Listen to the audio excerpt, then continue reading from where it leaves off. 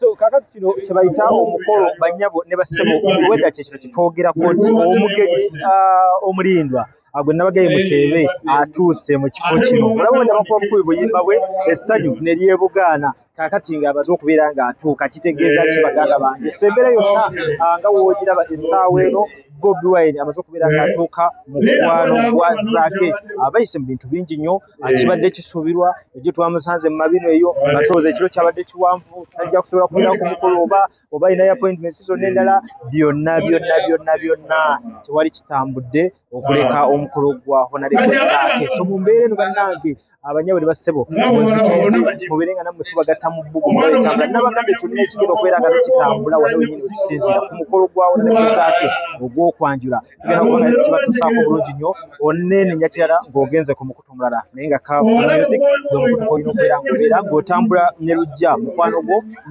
ategeera ensonga zino z'okuweereza ebiggulire. So mu mbeera nga weetaagisa okwambala ekkooti tujambala n'amakanzu asitawabeera nga waliwo invitation eyatuweereddwa ng'omuntu yasazeewo nti bwe baba bawulira abangi ne lujja beera ng'otuusa ku bannayuganda okwetoola ensi yonna ekifaananyi babeere nga ate bakimanya. So lwaki nedda naffe tubeera batera okukwata obulungi. So mu mbeera eno bannange essanyu nga likyagenda mu maaso ng'ebbugumu likyagenda mu maaso endulu nga zikyagenda mu maaso nga tulindirira omugole omukyala ng'omwami twamulabyeko dda nnyo bannange mutukkirize era tubazzeeyo tukomawo n'ebirala bingi.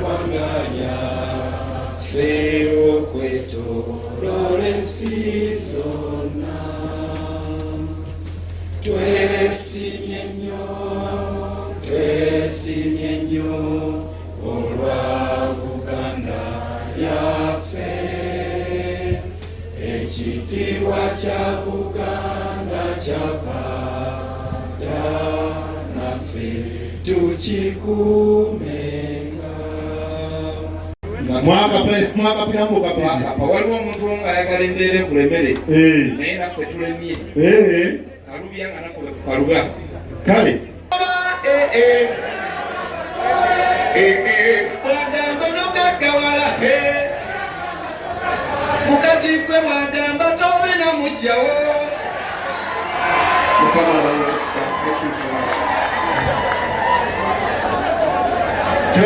Tweyanze ng'obugalo bwa golden papa kati bwe tumaze katukume bwa principal president. Yes. Ayaya kunyaka Aisha akabanda wano weewaawo kakati senga w'abaana bamuwa microphone gwe senga w'abaana kusanga violence. Why? Because police has a right to shoot and kill you when you reach a certain level of violence. But if you have violence, the police will not look for masasi off. But God even has a right to come and take you when you reach a certain level. Senga abana boza wageni senso okola bakola sebo kale senga senso okola bakola nyabo era de senga. Aha mugambi abantu bano mbamanyi wanyinaze waje abantu bano nabawulirako naye waliwo omukulu wange ansinga okubamanya nanjagadde nkukwase aliwa kuwona wali onzikiriza nga mukukwasa mumpe ono mukwano gwa mmawo ayisuwa enkuba ziri ku mukaso okyo kyebola famire temutegeera kati amanye ebyamu kati atubbireko ku byali mu ndagaano. Mwanyinaze abagenyi bano bamanyi sabo kitange ekyo bwedda kyengamba nti atumanya ali mumakamu kyokka nga tetulina buyinza bumuyita. Kitange nakugambye nti bw'anajja ajja kwogera ebisinga obungi kekadde toyanziza senga bwe bakuyise nojja tulaba kuki munnaffe yeffe bewalaganya twagedde nno twakutta obudde bwe twali bwe twajja okulabako kati asobolera ebingi tandika olwo nedda katukomaawo kale kamuwe muwe senga bino binyo senga abaana abantu bano bamanyi otya nabamanya nawe nakwatira muwala wange namukwata naye ne beebuzaabuza ne saagala nnyo kuyingira mu nsonga ezo naye bwe namala nezirowoozaako ne ŋŋamba nteeka okuziyingira mu nzimanyire ddala era kati ensonga eno kakati bonna obamanyi oba olwo osinga okumanyi yenze wano taata senga nkuwa omukisa ne bwati munondereyo mulabe okisobola selekita akuyambeko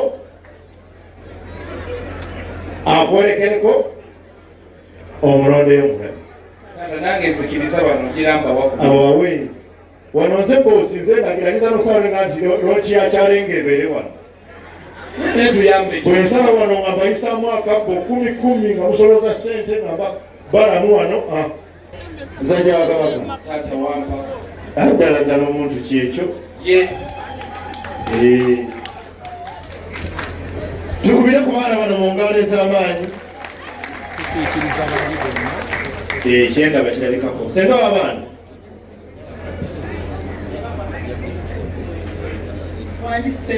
omwana oyo njagala omukwateko mu kyejo ekyekiko ekyawaggulu omutuuze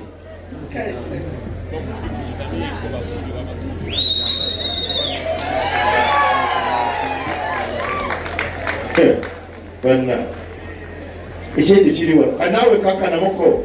Programu ene kutuswako aba CP Coffee Academy abasangibwa mu UAE, Dubai ne Abu Dhabi nga bano bakugu mu coffee basomesa barista training, roasting ne brewing ku mutendera gwa certificate ate bakuyambako okufuna omulimu ng'omaze okusoma. E Dubai basangibwa ku Al Ansal Building opposite Safiu Tower. Mu Abu Dhabi basangibwa ku Electra Street Cop Building next to ADCB Bank.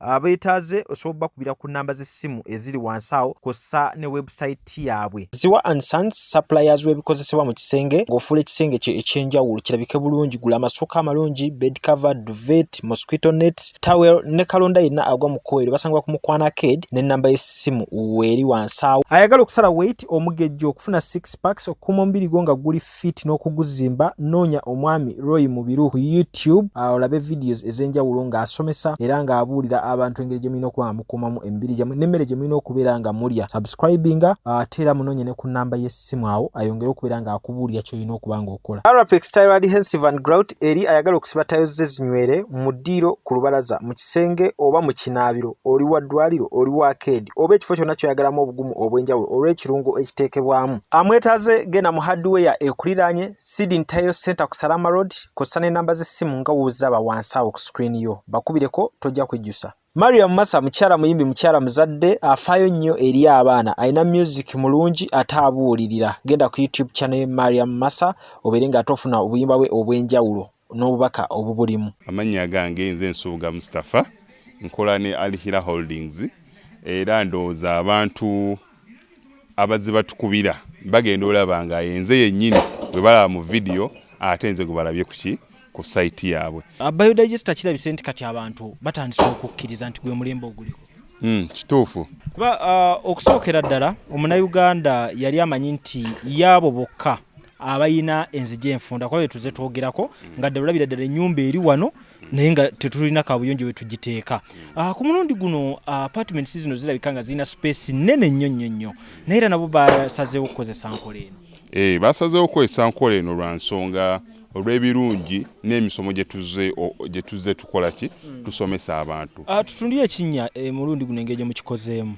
Leero ndaba mwawudde mu bibiri saate bulijjo twali tulaba nga yebatadde tank eno wabbali kwe muteeka amayinja. Okay, biodigester neri entono kuba kati ndaba mwasemba otulambulako nga tukola entono y'abantu 40 eno y'abantu 100 gye tuzze okukola olwaleero. So ekigikozesa nti nno oluusi twawudde lwa nsonga bantu 100 kitegeeza amazzi mangi. Oluusi kyovola abantu omuntu oli ankubira ne mugamba ogenda giteeka kuki ku nyumba y'amaka, apartments, muzikiti, ekereziya. So oli wambuulira ki kwagenda ogiteeka nsobola determininga ne ngamba otuteekewo y'abantu 10, otuteekewo y'abantu 5 oba tuteekewo y'abantu 4. Soko tulambuliye ku migaso nannyini nyumba zino gyagenda ofuna mu biodigester eno gye mumukoledde. Kakati nannyini nyumba eno yeesiimye nnyo lwa nsonga nti eno biodigester era emigaso gyayo egigirimu gyagenda ofuna.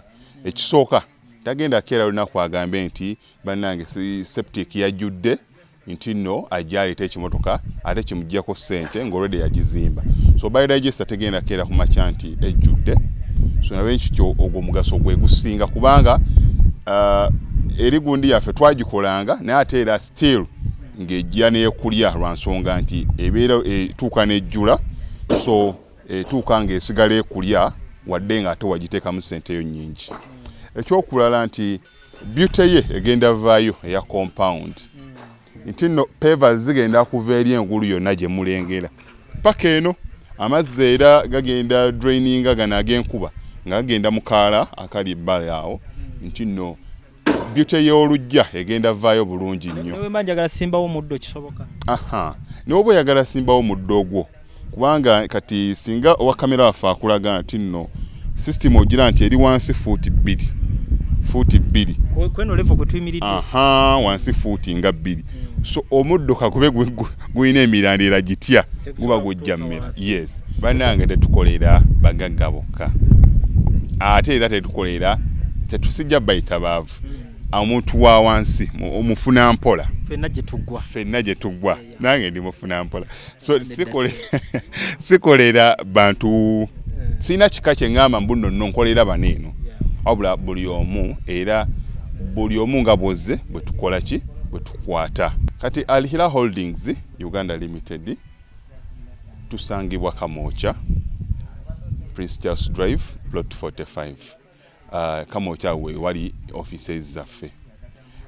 Tuyina namba z'amasimu esooka ya Airtel 07017 66992 neya MTN 0789224230. Abasinga batumanyira mu biodigester kuba bwe tuvudde nnyo mu kamera naye nga baklanti baffe abapya n'abakadde bagenze bakitegeera nti no ne general construction yenna mwetuli.